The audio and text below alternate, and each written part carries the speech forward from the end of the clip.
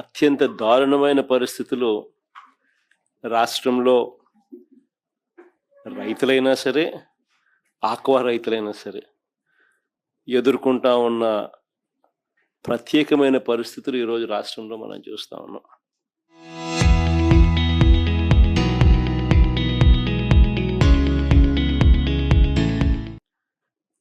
In fact మన హయాంలో రైతు సంతోషంగా ఉండాలని, రైతైనా సరే ఆక్వా రైతైనా సరే సంతోషంగా ఉండాలని ఎప్పుడూ ఎవరు చెయ్యని విధంగా ఆలోచనలు చేసినాం. ఆ ఆలోచనలు చేశాం కాబట్టే రాష్ట్రంలో ఎప్పుడు చూడని మార్పులు కూడా చోటు చేసుకున్నాయి. అది వ్యవసాయ రంగంలో అయినా కావచ్చు, ఆక్వా రంగంలో అయినా కావచ్చు. రైతును చెయ్యి పట్టుకొని నడిపించే ఒక వ్యవస్థ తీసుకొని వచ్చి రైతుకు అండగా నిలబడాలి అని చెప్పి ఆలోచన చేయగలిగాం కాబట్టే రాష్ట్రంలో ఈరోజు దాదాపుగా 10,000 చిల్లర పైన ఆర్బీకేలు వచ్చినాయి. అదే మాదిరిగానే ఈ ఆక్వా ప్రాంతంలో సాగు చేసుకుంటా ఉన్న రైతులందరికీ కూడా అక్కడే ఆర్బీకేలు, ఆ ఆర్బీకేల్లోనే ఆక్వా రంగానికి మేలు జరిగించే విధంగా ఫిషరీస్ అసిస్టెంట్లు, వీళ్ళంతా కూడా గ్రామ సచివాలయాలు పక్కనే ఈ ఆర్బీకేల పరిధిలో ఫిషరీస్ అసిస్టెంట్లు దాదాపుగా ఈ ఆక్వా ప్రాంతాలలోనే సాగుకు నాణ్యతతో కూడిన సీడ్ టెస్టింగ్ అయితేనేమి, ఫీడ్ టెస్టింగ్ అయితేనేమి, అన్ని విషయాలలోనూ చేయబట్టుకుని నడిపించే విధంగా 35 ఆక్వా ప్రాంతాలు, ఆక్వా రంగంలో ఎక్కువగా పండించే ఈ ప్రాంతాలు, ఈ నియోజకవర్గాలు, ఈ ప్రాంతాలు 35 ఇంటిగ్రేటెడ్ ఆక్వా ల్యాబ్స్ ఏర్పాటు చేయడం జరిగింది. 35 ఆక్వా ఇంటిగ్రేటెడ్ ల్యాబ్లు, 782 ఆర్బీకేల్లో ఫిషరీస్ అసిస్టెంట్లు, ఇవన్నీ కూడా ప్రతి అడుగులోనూ చేయి పట్టుకొని నడిపించేటివి. వీటికి తోడు అప్సడా చట్టం, ఏపీ స్టేట్ ఆక్వా డెవలప్మెంట్ అథారిటీని తీసుకొచ్చి దానికి ముఖ్యమంత్రి హోదాలో ముఖ్యమంత్రి దానికి చైర్మన్గా పెట్టి ప్రతి అడుగులోనూ కూడా రైతును చేయి పట్టుకొని నడిపించే విధంగా చర్యలు తీసుకుంటూ, సిండికేట్ అనేది ఎక్కడ కూడా రైతును ద్రోహం చేసే విధంగా ఉండకూడదు అని చెప్పి కట్టడి చేసే కార్యక్రమాలు కూడా జరిగాయి. ఇవన్నీ ఒక ఎత్తు. రూపాయిన్నరకే కరెంట్ ఇచ్చి ఆక్వా రంగాన్ని నిలదొక్కునేలా చేయాలి అనే అడుగులు వేసిన కార్యక్రమం కూడా జరిగిందని అంటే కూడా ఆ రోజు మన ప్రభుత్వ హయాంలో, వైఎస్ఆర్సీపీ ప్రభుత్వ హయాంలో జరిగిందని చెప్పి కూడా గర్వంగా కూడా చెప్పగలుగుతాం.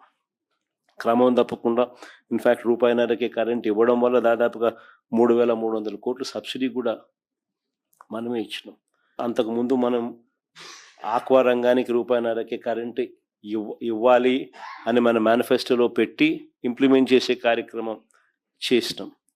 మనం చెప్పినాక చంద్రబాబు నాయుడు ఎన్నికలకు 6 నెలల ముందు ప్రజలను మళ్ళా మభ్యపెట్టేందుకు, మోసం చేసేందుకు అప్పటిదాకా ₹3.85తో ఇచ్చిన కరెంటును ₹2 అని చెప్పి మనం చెప్పిన తర్వాత తీసుకొచ్చే కార్యక్రమం చేసి ఓ జీవో ఇచ్చాడు. కనీసం అక్కడ చిత్తశుద్ధి లేదు. జీవో ఇచ్చాడు కానీ ఆ 330 కోట్లు కూడా మళ్ళీ మన ప్రభుత్వం వచ్చిన తర్వాత మనం రిలీజ్ చేసినాం. ఈ మాదిరిగా చిత్తశుద్ధి లేకుండా చేసిన కార్యక్రమాలు అటువైపున, చిత్తశుద్ధితో చేసిన కార్యక్రమాల ఫలితం నిజంగా ఆక్వా రంగం నిలదొక్కుంది అని చెప్పడానికి ఎన్నెన్నో ఉదాహరణలు ఉన్నాయి. ఇన్ఫ్యాక్ట్ రాష్ట్రానికి బెస్ట్ మెరైన్ స్టేట్ అవార్డులు ఫిషరీస్ డిపార్ట్మెంట్, సెంట్రల్ గవర్నమెంట్ ఇచ్చింది. వరుసగా 2021, 22, 2023, 24 ఆంధ్ర రాష్ట్రానికే అవార్డ్స్ వచ్చినాయి. అవార్డులు రావడమే కాదు, ఆ రోజుల్లోతో కంపేర్ చేస్తే 2018-19లో 38 లక్షల టన్నుల రొయ్య మత్స్య ఉత్పత్తులుంటే 2022-23 నాటికి ఏకంగా 51 లక్షల టన్నులకు పెరిగాయి. అంటే మన ఇనిషియేటివ్ తీసుకుంటే, చిత్తశుద్ధి చూపితే ఏ రకంగా పెరుగుదల అనేది ఉంటుందన్న దానికి కూడా నిదర్శనాలు ఇవన్నీ కూడా.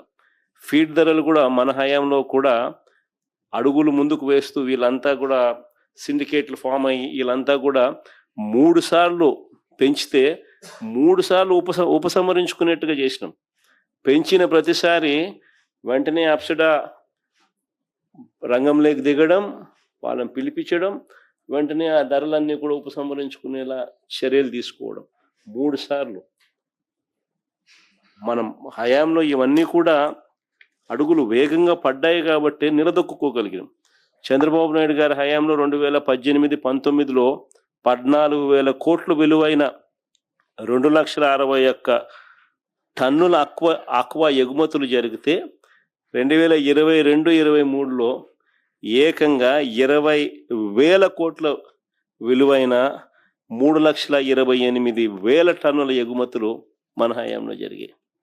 అంటే ఒక ప్రభుత్వం చిత్తశుద్ధితో చెయ్యాలి అని అనుకుంటే ఏ రకంగా చేయగలుగుతాము అని చెప్పి ఇవన్నీ కూడా నిదర్శనాలు.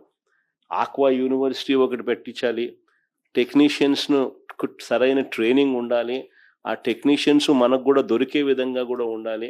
ఆక్వా రంగంలో ఉన్న ఏరియేటర్ రిపేర్లు అయితేనేమి, ఆక్వా రంగంలో ఉన్న మిగతా సామాన్ల ఆపరేషన్స్ విషయంలో అయితేనేమి, వాటి మెయింటెనెన్స్ విషయంలో అన్నీ కూడా ఏకంగా నరసాపురంలో ఏకంగా మనం ఒక ఆక్వా యూనివర్సిటీని కూడా ప్లాన్ చేసి కన్స్ట్రక్షన్ కూడా స్టార్ట్ చేసి ఏకంగా దానికి క్లాసులు కూడా దానికి మొదలు పెట్టించే కార్యక్రమం మనం చేస్తాం.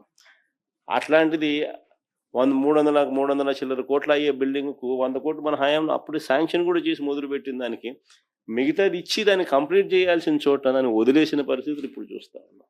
మరోవైపున మొత్తం తన మనుషులే, ఆక్వా ఫీడ్ రంగంలోనూ వాళ్ళే, సీడ్ రంగంలోనూ వాళ్ళే, మార్కెటింగ్ ఫైనల్గా కొనుగోలు చేసేది ప్రాసెసింగ్ యూనిట్ల పేరుతో కొనుగోలు చేసేది వాళ్ళే. సిండికేట్ రూపకంలో ఫామ్ చేసి కరెక్ట్గా పంట పండించే టయానికల్లా రేట్లు తగ్గుతాయి. ప్రతి అడుగులోనూ కూడా రైతులను మోసం చేస్తూ రైతులు నష్టపోయే విధంగా అడుగులు వేస్తూ ఉన్న ఈ ప్రభుత్వానికి నిజంగా బుద్ధి రావాలి. ఈరోజు 100 కౌంట్ కూడా 225 రూపాయలకు 225 రూపాయలకే కేజీకే గిట్టుబాటు కాని పరిస్థితిలో ఒకవైపున రైతు వ్యవసాయం చేస్తూ ఉంటే ప్రొడక్షన్ కాస్టే దాదాపుగా 270 రూపాయలు అయిన పరిస్థితుల నేపథ్యంలో ఇప్పుడు రైతు వ్యవసాయం చేస్తూ ఉన్న పరిస్థితుల్లో ఆ 270 రూపాయలు ఎట్లా ఇప్పించాలా అనేది ఆలోచన చేయకుండా దాన్ని 225కు 240 రూపాయలకు 240కి పడేసిన పరిస్థితిలో ఈరోజు వ్యవసాయం జరుగుతూ ఉన్నప్పుడు ప్రొడక్షన్ కాస్ట్ ఫిబ్రవరిలో 4 రూపాయలు పెంచినారు, మళ్ళా మేలో 8 రూపాయలకు పెంచి తగ్గిస్తారేమో అని ఆశగా ఎదురు చూస్తే తీరా జూన్లోకి వచ్చేసరికి 8 కాస్త 10 రూపాయలకు పెంచేసినారు. అంటే ఏకంగా 14 రూపాయల నుంచి 16 రూపాయలు ఫీడ్ కాస్ట్ పెరిగిన నేపథ్యంలో 270 గిట్టుబాటు కావడం లేదు అని అంటే అట్లాంటిది ఒకవైపు ప్రొడక్షన్ కాస్ట్ పెరుగుతుంది, మరోవైపున అమ్ముకునే దానికి చూస్తే రేటు 225-240 రూపాయలకు తగ్గిన పరిస్థితులు కనిపిస్తూ ఉన్నాయి. సో ఇటు పరిస్థితుల్లోనూ ఈ ప్రభుత్వం చేస్తూ ఉన్న ఈ పనుల మీద రైతుల తరపున ఖచ్చితంగా వైఎస్ఆర్ కాంగ్రెస్ పార్టీ ఎప్పుడు కూడా తోడుగా ఉంటుంది, పోరాటం చేస్తుంది మీ అందరి తరపున. ఇక్కడ జరుగుతూ ఉండేది రాష్ట్రం మొత్తం చూసేట్టుగా మళ్ళీ ఒకసారి జరుగుతూ ఉన్న ఇబ్బందులు, జరుగుతూ ఉన్న నష్టాలు ఆ టయానికి ఇంకా మనం హైలైట్ చేసే కార్యక్రమం చేద్దాం. ఆ జూలై 1-2 తారీఖులు మనం నా ప్రోగ్రాం పెట్టే లోపల ఇళ్లలో పరివర్తన వచ్చి ఇళ్లలో ఏదైనా మార్పు వచ్చి ఈ 10 రూపాయలు ఏదైతే పెంచినారో ఇప్పుడు 10 రూపాయలు 12 రూపాయలు ఏదైతే రేట్లు పెంచినారో ఆ పెంచింది తగ్గిస్తారేమో అని ఆశిద్దాం. ఆ పెంచింది తగ్గించే దానికోసం టైం ఇచ్చినట్టు ఉంటుంది, ఆ జూలై 1 తారీఖు దాకా టైం ఇచ్చినట్టు ఉంటుంది. ఒకవేళ జూలై 1 దాకా కూడా తగ్గించని పరిస్థితి కనిపిస్తే జూలై 1 తారీఖు ఇద్దరు విషయం మనం ప్రోగ్రామ్ ఏదైనా పెట్టండి, ప్లాన్ చేయండి. గట్టిగా అందరము మనం పడతా ఉన్న బాధలు, మనం పడతా ఉన్న అగసాట్లు అన్నీ కూడా రాష్ట్రం మొత్తం చూసేట్టుగా, దేశం మొత్తం చూసేట్టుగా కూడా ఒక మంచి గొప్ప కార్యక్రమం కూడా చేద్దాం. చేసి రైతుల తరఫున తోడుగా నిలబడే కార్యక్రమాన్ని కూడా ప్లాన్ చేద్దాం.